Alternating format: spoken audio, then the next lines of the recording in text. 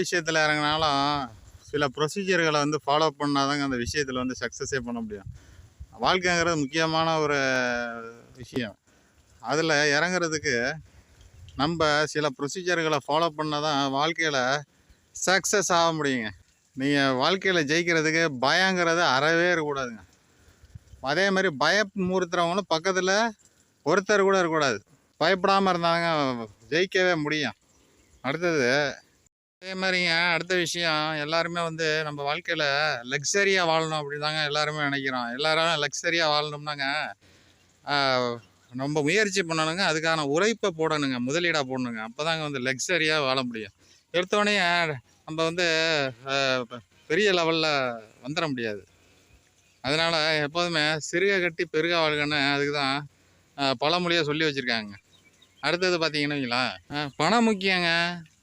அதை விட நேரம் தாங்க முக்கியம். என்ன கேட்டால் பணம் வந்து சம்பாதிக்க தாங்க வெளிநாடு போகிறோம். அதுக்கு அந்த டயத்துக்கு போய் ஃப்ளைட்டை பிடிக்கணும். என்னது ஃப்ளைட்டை பிடிக்கணும். பிடிக்கலன்னா வெளிநாடு போக முடியாது.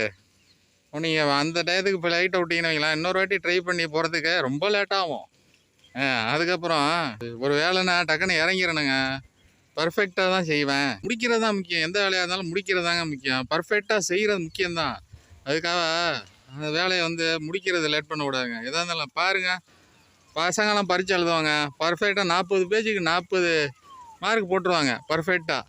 இது ஆனால் பொண்ணுங்க பரீட்சை எழுதுவாங்களா, மார்கழி மாதத்தில் கோலம் போடுறது மாதிரி 12 கலருக்கு மேலே 13 ஒரு கலரை செலக்ட் பண்ணி 2 ஸ்கெட்சை ஒன்றா சேர்த்து ஒரு கலர் இது பண்ணுவாங்க.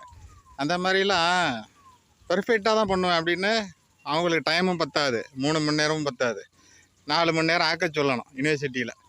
அந்த மாதிரி ஒரு விஷயம் எதாவது செஞ்சாலும் முடிக்கணும். It's done. அதுதான் முக்கியம். அடுத்தது எதாக இருந்தாலுங்க நம்ம முடிவு பண்ணி இறங்கிடணும். அடுத்தவங்க வந்து 1008 பேர் குழப்புவாங்க. ஏன்னா ஒவ்வொரு மனுஷனுக்கும் ஒவ்வொரு திங்கிங்க. எல்லோரும் ஒரே மாதிரி யோசிக்க மாட்டாங்க. நீங்கள் வந்து முடிவு பண்ணிட்டீங்கன்னீங்களா, யாரையுமே கேட்கக்கூடாது. உங்கள் ஐடியாவுக்கு சரியாக தான் இருக்கும் அப்படின்ட்டு டபக்குன்னு குதிச்சிடணும், நீச்சல் அடிக்கணும். வேறு வழி இல்லை.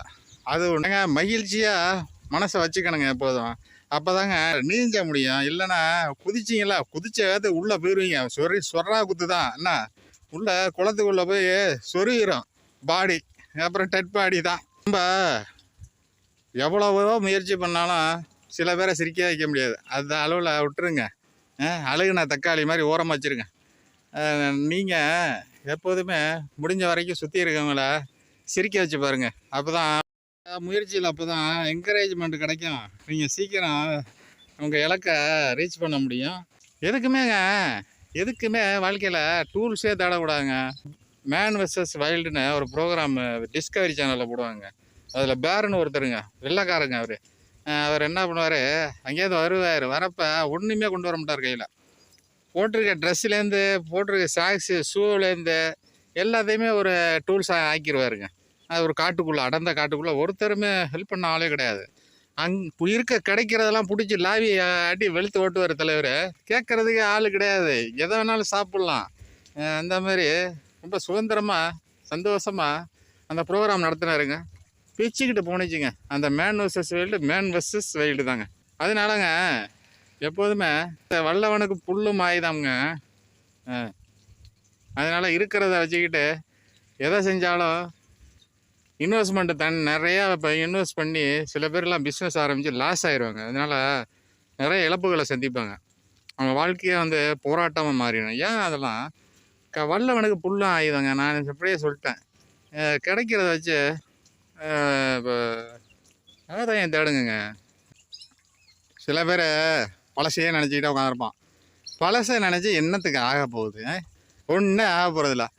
புதுசாக முயற்சிகளை எடுத்தோம்னு வைங்களேன், வாழ்க்கையில் கண்டிப்பாக சக்ஸஸ் ஆக முடியும். அதே மாதிரி ஒரு விஷயத்தில் இறங்கி தோத்துட்டோமேனு தோண்டு போயிடக்கூடாது. அதை போய் நம்ம தோற்று போனது, நம்ம பண்ண தப்பு, நம்ம பண்ணது சரியா தப்பான்னு நமக்கு தான் தெரியும். அதை போய் இன்னொருத்தன்ட்ட போய் சொல்லி அவன் சுத்தமாக குட்டையை குழப்பிடுவான். அதனால் நம்ம என்ன தப்பு பண்ணமோ அதை சரி பண்ணி ரெக்டிஃபை பண்ணி அதை வந்து நம்ம எப்படியும் கோலை ரீச் பண்ணுறது ஒரு இதாக வச்சுக்கணுங்க. வாழ்க்கைன்னா ரொம்ப கஷ்டம் அப்படின்னு அதெல்லாம் பயமுறுத்தி வச்சுருக்காங்க. நம்ம நினச்சோம்னு வைங்களேன், எவ்வளோ பெரிய வாழ்க்கையாக இருந்தாலுங்க நம்ம ஏதுவா நமக்கு தகுந்த மாதிரியே அப்படியே போயிட்டே இருக்கலாங்க. என்னங்க நீங்கள், அதுக்கு தான் நான் அப்பயே சொன்னேன். எதா இருந்தாலும் ப்ரொசீஜர் பிரகாரம் பிளான் பண்ணி செஞ்சோம்னு வைங்களேன், எதா இருந்தாலும் அப்படியே போயிட்டே இருக்கலாம். இதான் உண்மை.